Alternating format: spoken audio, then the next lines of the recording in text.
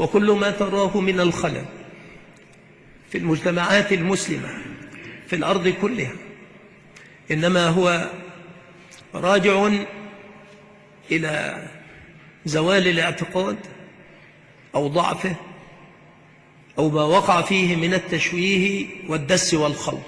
فالمسألة كلها ترجع إلى الاعتقاد، فإذا صلح المعتقد صلح كل شيء.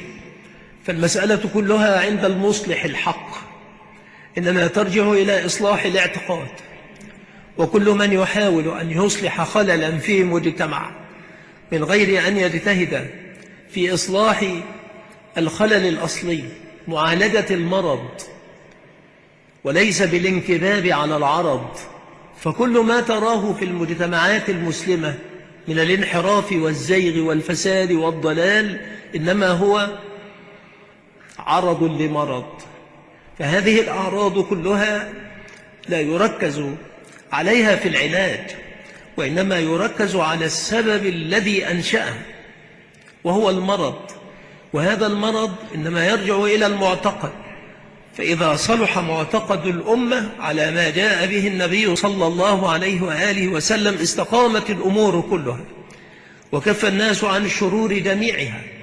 ولذلك لما أرسل الله رب العالمين المرسلين إنما بدأوا بإصلاح الاعتقاد، دعوا إلى التوحيد، ثم يأتي بعد ذلك الإصلاح الشامل العام لكل ما وقع فيه الخلل والفساد من الجزئيات، من الانحرافات التي قد لا تحصى، ولكن هذه الانحرافات إذا ما استقام الأصل استقامت أمورها.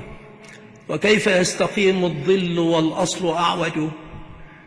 فالأصل هو استقامة الأصل، استقامة العود، فيستقيم ظله، ولكن من الممتنع من المستحيل أن يستقيم الظل والعود أعوج.